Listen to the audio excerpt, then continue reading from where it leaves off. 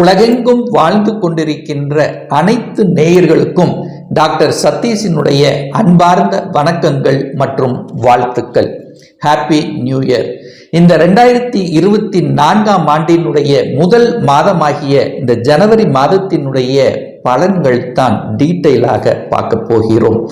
இந்த ஜனவரி மாதத்தின் கிரக நிலைகளை பார்க்கும் பொழுது குரு பகவான் வக்ர நிவர்த்தி அடைந்து மேச மனையிலும், மனோ காரகன் என்று சொல்லக்கூடிய சந்திர பகவான் இந்த வருடத்தினுடைய தொடக்க நாளிலே, அதாவது சிம்ம மனையில பூரம் நட்சத்திரத்தில் வீற்றிருந்தும், கன்னி மனையில் கேது பகவானும், அதே சமயத்தில் விருச்சிக மனையில் சுக்கிர பகவான் அமர்ந்திருக்கார். அந்த சுக்கிர பகவானானது இந்த ஜனவரி மாதம் 18ஆம் தேதி என்று தனுசு மனையில போய் பிரவேசிக்க போகிறார். சூரிய பகவான், புதன் பகவான், செவ்வாய் பகவான் இந்த 3 கிரகங்கள் தனுசு மனையிலும், இந்த ஜனவரி 15ஆம் தேதி சூரிய பகவான் பெயர்ச்சி அடைந்து மகரத்துக்கு சென்று பலனை கொடுக்க போகிறார்கள். சனி பகவான் கும்ப மனையிலும், ராகு பகவான் மீன மனையிலும் அமர்ந்து கொண்டு என்ன மாதிரியான பலன்கள், சாதகம் என்ன, பாதகம் என்ன என்பதை பற்றியும், இந்த மாதத்தில் எந்த தெய்வத்தை வழிபட்டால் நமக்கு நல்லது என்கின்ற வகையில இப்போ நம்ம டீட்டெயிலா பார்க்க போகிறோம். அதற்கு முன்னால் நம்மளுடைய சேனலை ஃபர்ஸ்ட் டைம் நீங்கள் பார்ப்பவர்கள் என்றால் மறக்காம சப்ஸ்கிரைப் பண்ணிக்கிங்க. ரிஷபராசி அன்பர்களே, இந்த 2024 ஜனவரி மாதம் எப்படி இருக்கும் அப்படின்னு பார்க்கும் பொழுது, உங்களுடைய ராசி அதிபதி என்று சொல்லக்கூடிய சுக்கிர பகவான் 7ஆம் இடம் என்கின்ற திருமணஸ்தானத்தில் அமர்ந்து உங்க ராசியை பார்க்கிறார். அப்போ ராசிநாதன் ராசியை பார்ப்பது உங்களுக்கு அனைத்து விதத்திலும் மேன்மை தரக்கூடிய அமைப்பு, தொட்டது துளங்கும், நினைத்த காரியங்கள் ஈடேறக்கூடிய தன்மை, எதிலும் ஜெயம் கொடுக்கக்கூடிய தன்மையை கொடுக்கும். ஆனா அந்த உங்க ராசிநாதனான சுக்கிரன் இந்த ஜனவரி 18ஆம் தேதி 8ஆம் இடமான அட்டமஸ்தானத்துல போய் அமர்கிறார். அப்போ 18ஆம் தேதிக்கு அப்புறம் சின்ன சின்ன விஷயங்கள், அதாவது ஒரு புதிய காரியங்கள் செய்தாலும் நீங்கள் கொஞ்சம் யோசித்து செயல்படுத்தணும் அப்படிங்கிறத ஞாபகத்தில் வைத்துக் கொள்ளுங்கள். எதிர்மறை எண்ணங்கள், நெகட்டிவ் தாட்ஸ்ங்கிறது வரும். ஸோ அந்த விஷயத்தில் மனத்தை ஒரு சரியான முறையில், அதாவது ஒரு எதிர்மறை எண்ணங்கள், நெகட்டிவ் தாட்ஸ் வரக்கூடிய அந்த விஷயத்துக்கு போகக்கூடாது. பாசிட்டிவ் எண்ணங்களை வளர்த்து கொள்ளணும் அப்படிங்கிறத மட்டும் ஞாபகத்தில் வைத்துக் கொள்ளுங்கள். 2ஆம் அதிபதி என்று சொல்லக்கூடிய புதன் பகவான் 8ஆம் இடத்துல போய் உட்கார்ந்திருக்கார்.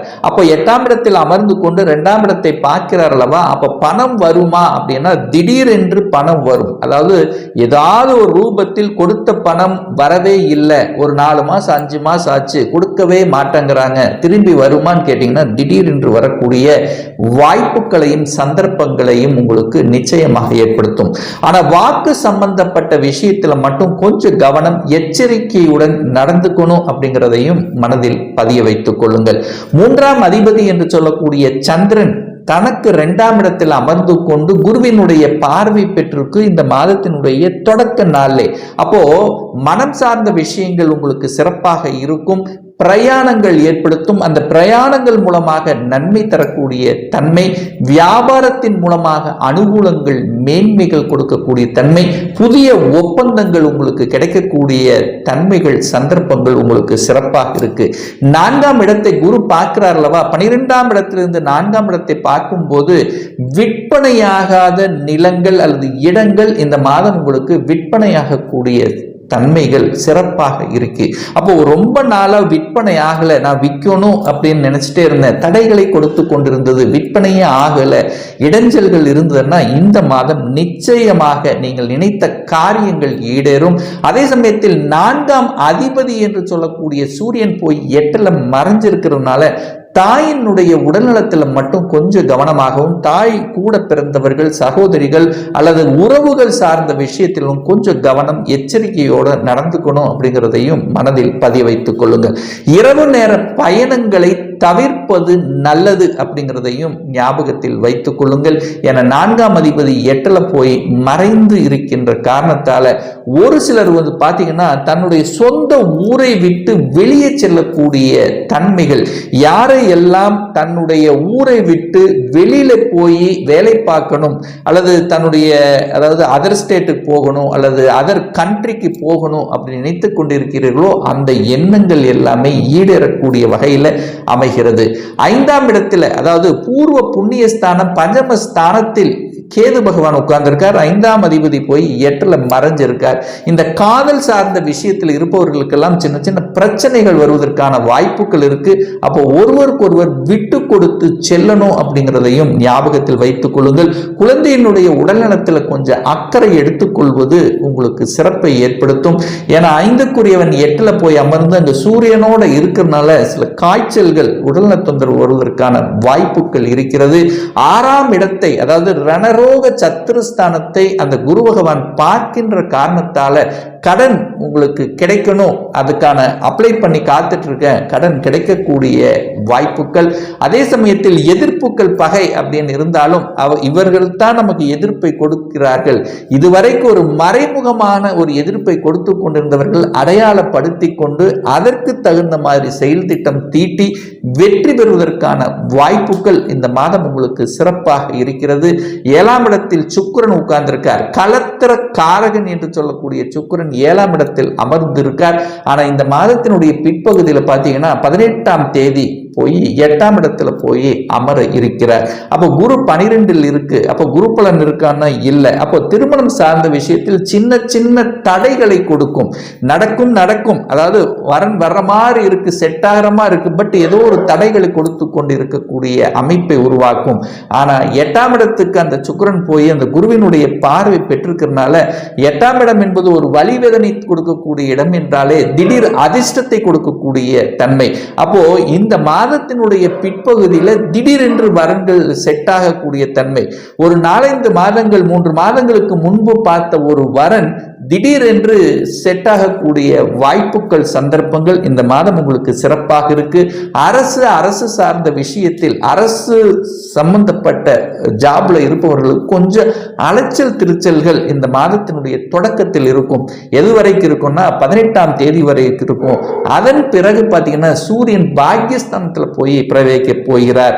அப்போ நிச்சயமாக அந்த அரசு சார்ந்த விஷயத்தில் இருந்து வந்த தடைகள், பிரச்சனைகள், அலைச்சல் திருச்சல்கள் அத்தனையும் இந்த மாதத்தினுடைய பிற்பகுதியில் உங்களுக்கு சிறப்பாக இருக்கக்கூடிய தன்மை.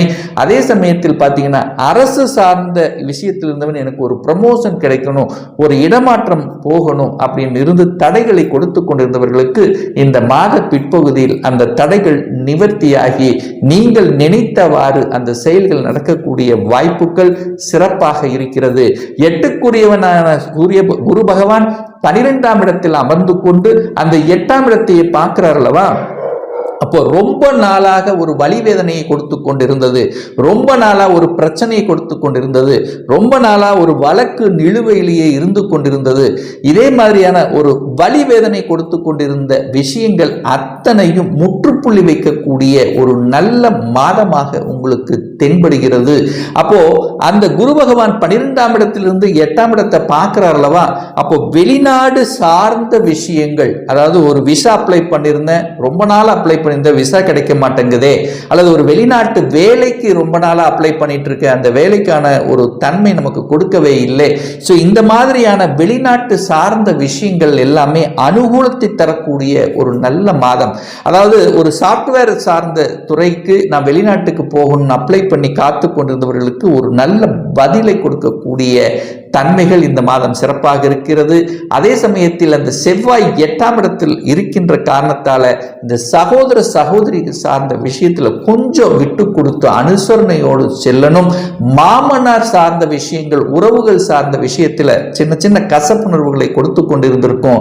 ஸோ அதுக்கு எல்லாமே உங்களுடைய பேச்சுவார்த்தையின் மூலமாக சரி செய்யக்கூடிய வாய்ப்புகள். அதே சமயத்தில் இந்த சூரியன் 9ஆம் இடத்துக்கு போறதுனால இதுவரைக்கு தந்தையினுடைய உடல்நலத்தில் ஒரு சின்ன பிரச்சனைகள், ஒரு ட்ரீட்மெண்ட் எடுத்துட்டு இருக்கோம் அப்படின்னு இருக்கிறவங்களுக்கெல்லாம் சரியாக கூடிய தன்மைகள், ஒரு சர்ஜரி அதாவது ஒரு அறுவை சிகிச்சை மேற்கொண்டு அது சரியாகக்கூடிய வாய்ப்புகள் இதெல்லாமே உங்களுக்கு சிறப்பாக இருக்கிறது அப்படின்னு சொல்லணும். அப்போ 9க்குரியவன் என்று சொல்லக்கூடிய சனி பகவான் 10ஆம் இடத்தில் அமர்ந்து கொண்டு வலுப்பெற்று இருக்கின்ற காரணத்தால தொழில் சார்ந்த விஷயத்தில் ஒரு நல்ல மாற்றத்தையும் முன்னேற்றத்தையும் தரக்கூடிய ஒரு நல்ல மாதம்.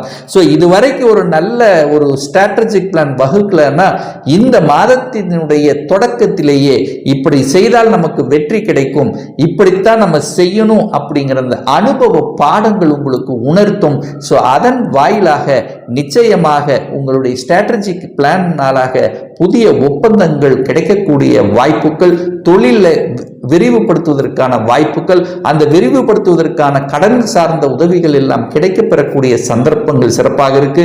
ராகு 11ல் இருக்கின்ற காரணத்தால, அந்த ராகு பகவான் குருவினுடைய வீட்டில் இருக்கின்ற காரணத்தால உபஜயஸ்தானம் என்று சொல்லக்கூடிய அந்த இடத்துல ராகு இருக்கிறதுனால ராகுவால் உங்களுக்கு பல நன்மைகள் கிடைக்கக்கூடிய தன்மை.